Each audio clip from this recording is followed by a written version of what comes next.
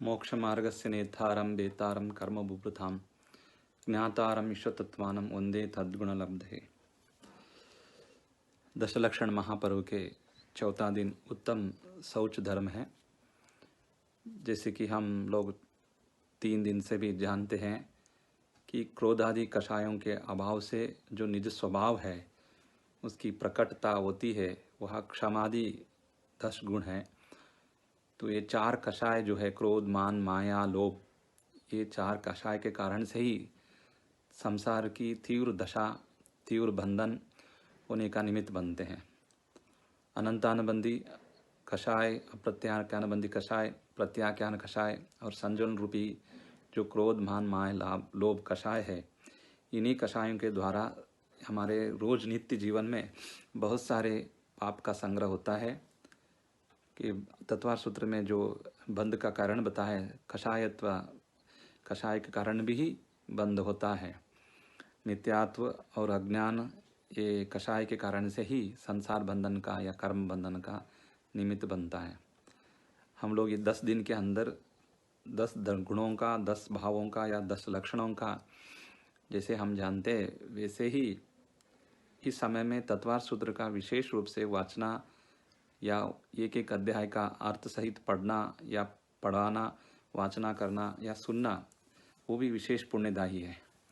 क्योंकि जिनको शारीरिक रूप से तकलीफ है या उपवास आदि नियम करने में उनको अपनी अलग असमर्थता है, उनको एक विशेष रूप से अवकाश है। तत्वार सूत्र को 10 अध्याय पढ़ो श्रद्धा से, उनको 10 परिच्छेदने फलम से आदि उपवासस्य, जो तत्वार सूत्र में ही आंकरी में कहा है, जो तत्वार सूत्र 10 अध्याय श्रद्धा से पढ़ते हैं उनको एक उपवास का फल मिलता है। तो 10 दिन बिना भी खाए पिए सब कुछ करके भी उपवास का फल हम लोग प्राप्त कर सकते हैं।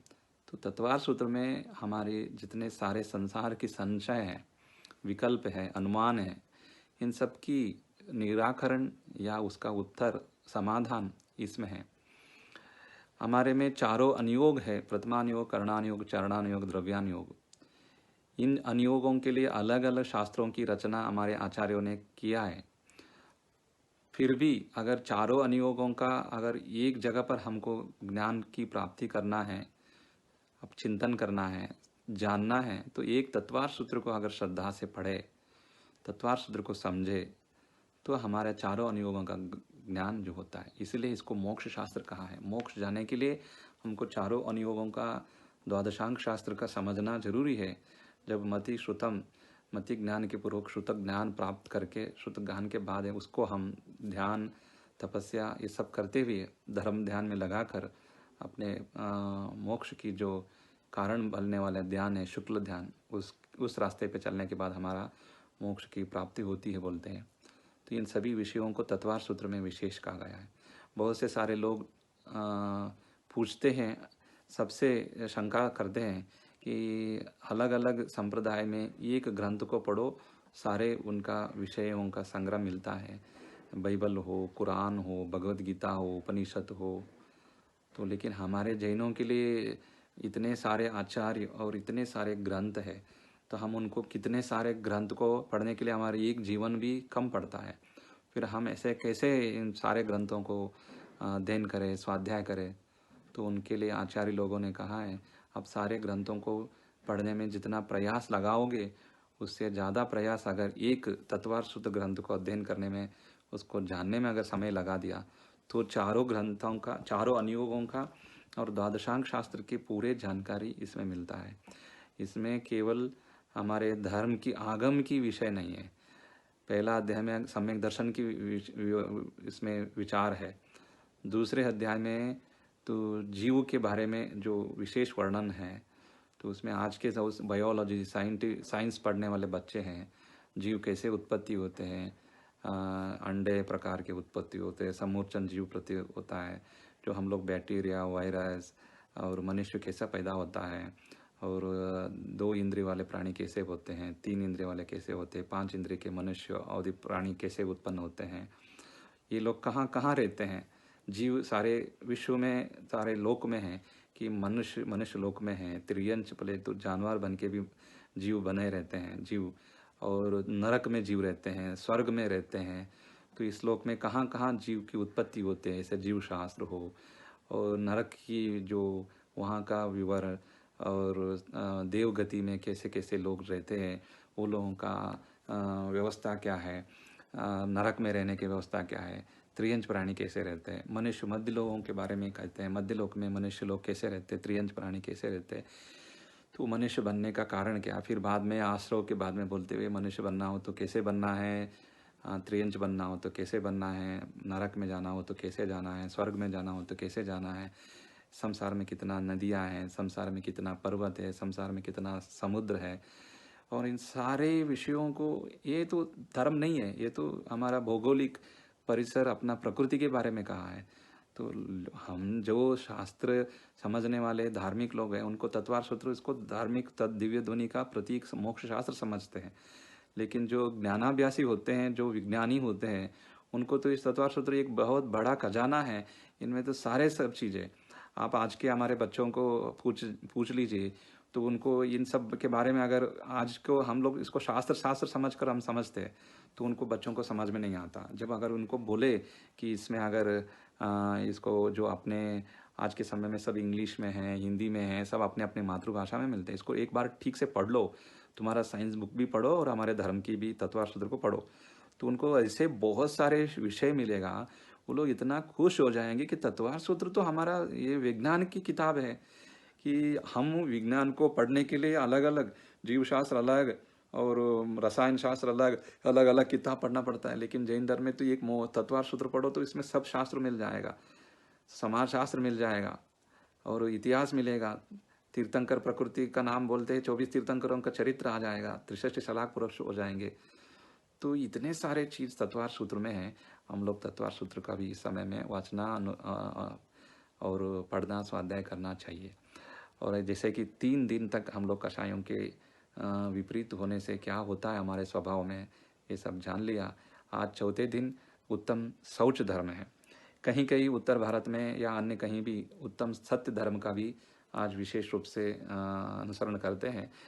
एक तो कारण, सत्य का कारण ये भी हो सकता है कि जो पूजा पाठ हिंदी दयानंद राज जी के लिखा हुआ उत्तम क्षमा मार्दव आर्जव शौच सत्य लिखने के बजाय में उसमें तर्ज छंद जो बोलते हैं, संगीत के बोलने का तर्ज बोलते हैं, उसको बोलने के हिसाब से उन्होंने उत्तम शौच सत्य बोलने के बाद सत्य शौच संयम तप त्याग आकिंचन ब्रह्मचर्य दश धर्म सार है बोल के, ऐसा उन्होंने 4 वाक्य में पद्य लिखा है।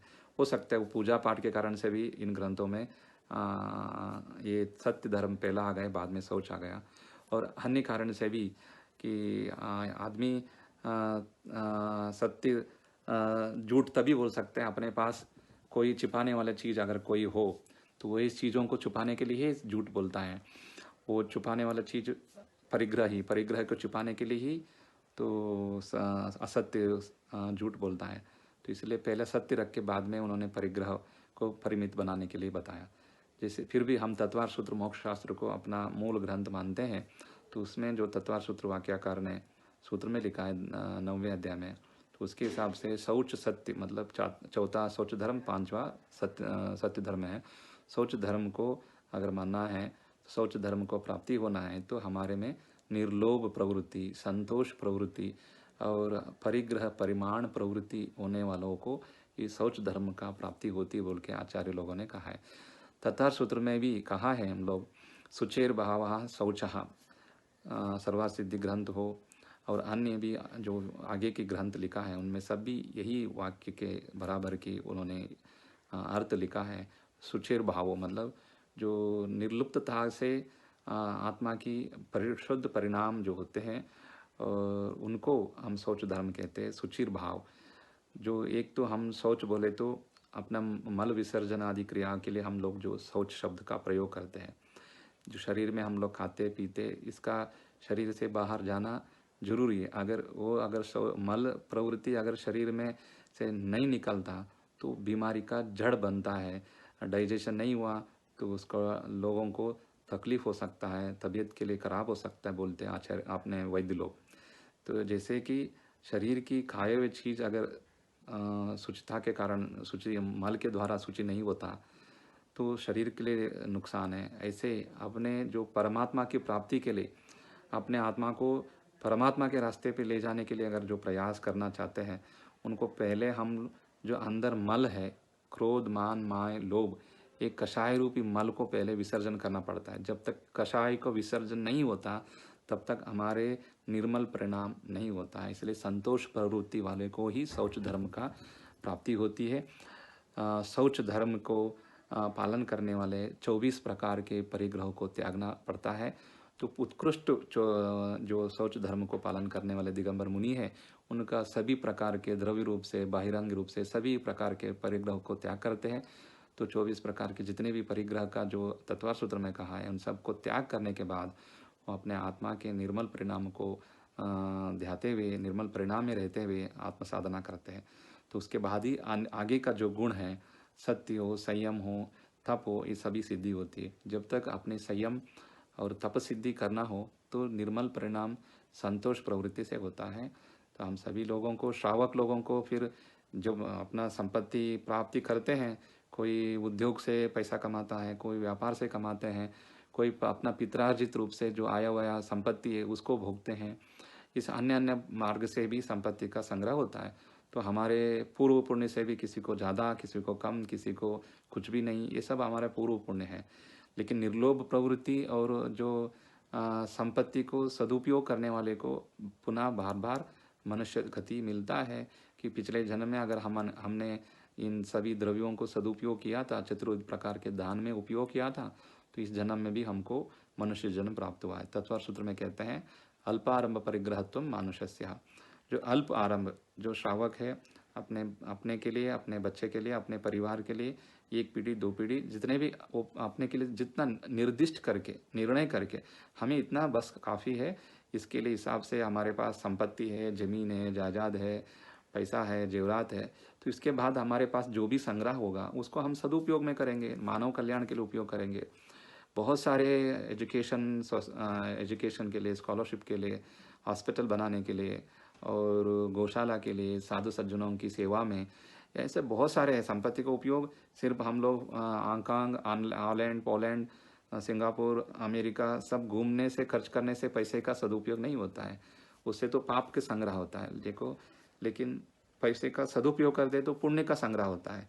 इस कारण से जिसके पास बोलते हैं हमारे पास, हमने सब कुछ कर लिया, दान भी करते, पुण्य भी, अपने पूजा पाठ भी करते, सब कुछ करते, फिर भी संपत्ति आ रहे, तो हम फिर उसको तो हम खर्च करेंगे ना। हम लोग सब घूमेंगे फिरेंगे, अपने पास जो बच्चे को बड़े बड़े गाड़ी ले लेंगे, घर ले लेंगे, कितना घर में रहेंगे? एक ही घर में रहना है हमको, तो एक घर में रहना है, एक बीवी के साथ रहना है, बच्चों के साथ रहना है, तो फिर आप कितने घर बनाएंगे, कितना परिवार को बढ़ा सकते हैं? कुछ नहीं है ना। तो वो तो जो धार्मिक होते हैं, सज्जन होते हैं, तो उनको तो संतुष्टि से रहने के लिए एक घर काफ़ी है। भले अगर भविष्य की दृष्टि से और एक दो घर, लेकिन रहना तो एक ही घर में सबको साथ, परिवार के साथ। बिना परिवार के तो हम लोग नहीं रह सकते। इस कारण से परिवार के साथ रहने के लिए जितना संपत्ति, भोग, चीज़ सब चाहिए वो अच्छे से खाओ। अगर पैसा हार है, संपत्ति कमा रहे हैं, तो एक टाइम, दो टाइम, तीन टाइम खाओ, अच्छे से खाओ, कोई कंजूसीपन नहीं है। और आप अपने को आप खाओ, अपने बच्चों को, परिवार को भी खिलाओ, और अन्य जो बचेगा उसको और संपत्ति को सदुपयोग में करो। तो जब तक हमारे संपत्ति का जो से जल है, तालाब में आ रहा है, उस तालाब का पानी अगर बाहर नहीं निकलेगा तो तालाब में पानी आके संग्रह होते होते उसका इकट्ठा होकर सड़ जाता है। सड़े हुए पानी को तो कोई उपयोग नहीं करेंगे ना। तो हमारे संपत्ति भी ऐसे है कि अगर उसका उपयोग करते रहें तो उसका पुनः पुनः संग्रह होता है। जब हम उपयोग नहीं करेंगे, एक इकट्ठा करेंगे, तो आज के समय में इनकम टैक्स रेड कर देंगे। तो इसलिए हमारे लोगों को चाहिए कि हमारा जो भी अगर व्यापार इससे कुछ पैसा आता है तो उसका एक अंश धर्म कार्य के लिए, उद्योग से आता है तो उसमें एक अंश, अपने 1000 रुपये आते तो उसमें 100 रुपये करो, 1 लाख रुपये आते तो 10,000 रुपये दान दो। ये ऐसा हम लोग अपने नियंत्रण रखने का है। हम संपत्ति इकट्ठा करने का विरुद्ध में जैन धर्म नहीं। बहुत सारे लोग थे परिग्रह संग्रह करते हो, पैसा इकट्ठा करते हो, पाप बनेगा, पापी हो जाएंगे, ऐसा नहीं है। हमारे धर्म में परिग्रह परिमाण, श्रावकों का परिग्रह में संपत्ति इकट्ठा जो करना उसमें परिमाण रखो, अपने परिवार के लिए। एक बच्चा, दो बच्चा, तीन बच्चा, परिवार जो जिनको चाहिए सबकी व्यवस्था करने के बाद ही दान करने के लिए बोला है। ऐसा नहीं है कि जो भी संपत्ति आ रहे हैं उसको परोपकार में उपयोग करो, अपने बीवी बच्चों को उपास रखो, ऐसा नहीं है। जो हमारे पास संपत्ति आ रहे हैं, अगर आ रहे तो अपने परिवार अपने परिजनों के संग उपयोग में होने के बावजूद जो भी अगर पैसा वो संपत्ति आता है, उसको अपने के अलावा दूसरों के लिए उपयोग करना ही परिग्रह परिमाण व्रत का व्याख्या आता है। ऐसा बोले तो पैसा कमाना नहीं है, मतलब बिजनेस नहीं करना है, फिर बहुत बिजनेस करने से पैसा आता है और उद्योग करने से भी पैसा आता है। तो फिर हम अपने के लिए 3 टाइम का खाना होने के बाद भी पैसा बचता है, इसलिए फिर हम उद्योग नहीं करना है क्या, व्यापार नहीं करने का। हमारे धर्म में तो फिर इतना ऐसा बोले तो फिर हम कैसे रहेंगे? ऐसा नहीं, गलत परिभाषा है। परिग्रह परिमाण बोले तो अपने अपने परिवार के लिए जितना चाहिए उसके बावजूद भी अगर संपत्ति का आश्रय हो रहा है, संग्रह हो रहा है, उसको सदुपयोग करो। तुमने अपने बच्चों के शादी के लिए पैसा इकट्ठा कर दिया तो उसको दान करो। तुमने अपने बच्चों के लिए घर बना के रखा था, अगर कोई बोल दिया दान में करो, ऐसा नहीं बोला। हमारे महावीर भगवान ऐसा नहीं कहा। तुम्हारे परिवार के लिए जो चाहिए जितना चाहिए वो सब करो, उसके बाद सर्कल बनाओ कि इतने इसके हमारे लिए संतुष्टि है। इसके बावजूद जो आता है उसका हम सदुपयोग करना ही उत्तम शौच धर्म का और दान का परिभाषा है। परिग्रह परिमाण का यही उल्लेख होता है। जो साधु महाव्रती होते हैं वो तो उनको 24 ये परिग्रह का त्याग करने से उनको महाव्रती उत्तम शौचधारी बोलते हैं।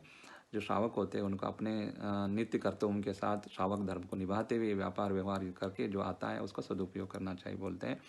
हम सभी लोग उत्तम शौच धर्म का पालन करें। संतोष में जितना आया, किसी को 1 करोड़ रुपया इनकम आता है, किसी को 1 लाख आता है, किसी को 1,000 रुपये भी नहीं आता है। लेकिन जिन जिन को जैसा जैसा आता है उस संपत्ति के या उसके आदाय के हिसाब से ही संतुष्टि रहना ही उत्तम शौच धर्म है। इनके बारे में बहुत सारे कहानियाँ हमारे शास्त्रों में मिलते हैं। हमारे आचार्य लोग सभी अपने इन प्रवचनों में उपयोग किए। तो ज़्यादा लालच करने से, लालच बुरी बात बोलते हैं, लालच करने से पाप का संग्रह होता है, नरक के लिए और अन्य तिर्यंच गति के लिए जाने का अवसर होता है। इसलिए हमने हमारा परिग्रह को परिमाण में रख के सदगति, देवगति पुनः मनुष्य गति से, जो 4 गतियों में 2 ही गति श्रेष्ठ है, उनमें भी मनुष्य गति श्रेष्ठ है। फिर इसलिए अल्पारंभ करके मनुष्य गति ही को ही पुनः तीसरी बार जन्म लेके वापस अपने मोक्ष मार्ग में चलने का प्रयास करें। और रत्नाकर्ण शावकाचार्य में अन्य ग्रंथों में भी ये लालच के, लोभ कषाय के ऊपर बहुत सारे कहानियाँ हैं। तो संक्षिप्त में ये लोभ जो है ये सभी कार्यों में, जो भी कर्मों में, सभी कषायों में सबसे ज़्यादा पाप के आश्रव का कारण है। कहते हैं लोभ पाप का भाप, पूजा पाठ में बोलते हैं लोभ पाप का पाप बकानो। तो लोभस्य पितरो पापस्य पितरो लोभः, मतलब पाप का भाप लोभ है। एक लड़का वो बड़े विद्यालय में रहकर पढ़ाई करके आया, संस्कृत प्राकृत विद्वत्ता सभी चीज़ों उनको पढ़ के आया। और जैसे ही उनका घर परिवार को मिलने के लिए पढ़ाई होने के बाद आया, उनके पिता ने बहुत सम्मान पूर्वक उनको घर में बुलाया और बुलाने के बाद ऐसे ही उनकी परीक्षा करते रहे कि तुम क्या क्या पढ़े इतने साल में, तुमको क्या पढ़ाया, न्याय पढ़ाया, साहित्य पढ़ाए और गणित कैसे पढ़ाया, व्यापार करने का कैसे पढ़ाया, सब चीज़ों को उनसे चर्चा करते रहे। और ऐसे आखिर में बोला तुम जीवन में जीने के लिए भी वहीं अपना विद्या अध्ययन करके आए हो, कि अगर हमारा संतुष्टि जीवन जीना हो तो उससे हम किससे बचना चाहिए। हमारे लिए लालच बुरी बात बोलते हैं, पाप का भाप जो लोभ बोलते हैं। तो क्या पाप का भाप कौन है? अगर हमको से दूर रहना तो पाप का भाप कौन है पूछते हैं तो वो बेटा बोलने में हिचकिचाता है, उनको समझ में नहीं आता। ये पाप का भाप मैंने किसी ग्रंथ में, किसी सूत्र में, कोई किसी श्लोक में भी नहीं पढ़ा इसका पाप का भाप कौन है बोल के। हमारे पिताजी पूछ रहे बोल के उनको बहुत शंका होती है। फिर दोबारा उनको शर्मिंदा होती है, नहीं पिताजी हम इसके मूल जानकारी आएंगे बोल के वापस घर से निकल जाता है। बहुत दूर जाने के बाद उनको एक गांव में मारते हैं। ये कहानी अलग अलग रूप से भी है। तो फिर एक व्यक्ति मिलता है तो गांव के बाहर, वो बोलता है कि तुम इनके बेटे हो, तुम कहाँ जा रहे हो? तो बोलता मेरे अध्ययन करके मैं घर में आया, लेकिन मेरे पिताजी मुझे एक प्रश्न पूछे, उसका जवाब मेरे पास नहीं था, इसलिए वापस मैं वहाँ पर विद्यालय में जाऊँगा, फिर सभी ग्रंथों को पढ़ के उसको जवाब जानकर आऊँगा। तो वो बोलता क्या प्रश्न था तुम्हारे पिताजी ने पूछा? तो बोलता तुम तो ऐसे वैसे आदमी हो, तुमको ये बोलने वाला प्रश्न नहीं है, मुझे ही समझ में नहीं आया तो तुम्हें कहाँ समझ में आएगा? तुम तो नीच जाति के हो, तुम इसको समझने जैसे तुम्हारा काम अलग अलग नीच काम करने वाले हो, तुम ऐसे आदमी हो, तुम्हारे से बोलने से कोई फ़ायदा नहीं है। तब वो आदमी बोलता है, तुम प्रश्न तो बोलो, मैं उसका जवाब अगर मुझे पता है तो मैं बता दूंगा। तो बोला ऐसा नहीं, तुम्हारे से नहीं, मैं प्रश्न नहीं बोल सकता, ये तो धार्मिक है। तो फिर कोई बात नहीं, आप पंडित हो, मैं तुम्हें 100 रुपये दक्षिणा दे दूंगा, तुम वो प्रश्न बता दो, मैं उसका जवाब बता दूंगा। तो उसको लगता है कि ठीक है, 100 रुपये मिल रहा है तो फिर मैं बता दो। तो बोलते हैं पाप का भाप कौन है बोल के मेरा बाप ने पूछा, मुझे अभी तक उसका जवाब नहीं मिला शास्त्रों में। अच्छा, वो आदमी बोलता है ठीक है, इसका जवाब मैं दूंगा, तो मुझे मेरे घर में आना पड़ेगा, मेरे घर में तुमको आना है। तो बोलते हैं नहीं नहीं, तुम्हारे घर में तो घर के सामने भी गुजरना हमारे मुझे पाप लगता है, तो तुम्हारे घर के अंदर कैसे आ सकते हैं, नहीं आऊँगा। तो बोलते हैं नहीं, मेरे इधर ही सामने ही घर है, तुम इधर चलो, मैं तुम्हारे सम्मान पूर्वक, तुम जैसे खाना घर में खाते वैसे घर में खाना परोसेंगे, खाना खिलाएंगे, सम्मान से तुमको भेजूंगा, 1,000 रुपया दक्षिणा देकर तुमको भेजूंगा। तो उसको लगता है कि 1,000 रुपया, ये अभी तो बस वो प्रश्न पूछने के लिए, जो बताने के लिए 100 रुपये दिया, और खाना खाने से 1,000 रुपये देगा बोल के उनको बहुत खुशी होती है। तो बोला ठीक है चलो बोलते हैं। तो घर में जाने के बाद उसको खाना वगैरह तैयार करके तैयार करता है, और वो तैयार हो जाता है खाने के लिए। तभी वो आदमी, एक मिनट, तुमने प्रश्न क्या पूछा था? तो बोलते हैं पाप का बाप कौन है। तो उसको उन्होंने एक चांटा मारते हैं। इसका जवाब यही है कि तुम लालच के कारण से तुम अपना विद्या संस्कार सब कुछ भूल गया। तो ये लालच जो लोभ है, ये लोभ ही पाप का मूल है, लोभ ही पाप का बाप है। अब समझ में आ गए ना? तो उनको समझा देते हैं।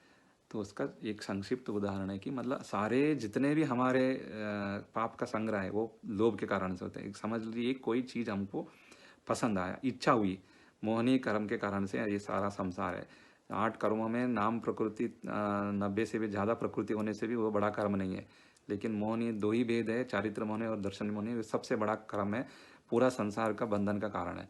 तो इच्छा हो गई, तो एक कोई चीज़ हमको चाहिए, तो उसको प्राप्त करने के लिए हमारे लालच बढ़ गए। जब उस वस्तु को प्राप्ति हुई, तो और कोई उसका कोई उसके ऊपर अधिकार ना जमा पाए, कोई अपना हक ना बता पाए बोल के उसको छिपाने की कोशिश करते, मायाचार करते। जब उसके प्राप्ति होने के बाद, हमारे पास आने के बाद, हमारे पास अभिमान आता है कि मेरे पास है तुम्हारे पास नहीं है, ये अहंकार मान कषाय बढ़ गया। जब उसको कोई भी लड़ झगड़ करके अगर कोई प्राप्त करने आता है, तब हम गुस्सा करते, ये मेरा है, इसको किसी को नहीं दूंगा बोल के गुस्सा का दिखाता है। मतलब एक लोभ के कारण से, लोभ के कारण से सारे कषाय का उत्पत्ति होती है। तो इसलिए हमारे संसार के कारण मोहनी कर्म और ये इच्छा लोभ कषाय, जो इससे जितना हो सकते उतना बचे। रोज की रोज हम अपने षट क्रियाओं में दान प्रवृत्ति जो बोला है, वो संतोष से दिए, 1 रुपये दिए, खुशी से दिए, उसके ऊपर हक के कारण से ना दे, और खुशी खुशी से अपना धर्म को पालन कर, यही मंगल भावना करते हैं। सभी को शौच धर्म का प्राप्ति हो, और उत्तम शौच धरी अपरिग्रह त्यागी, अपरिग्रह व्रतधारी महामुनि को नमोस्तु नमोस्तु नमोस्तु।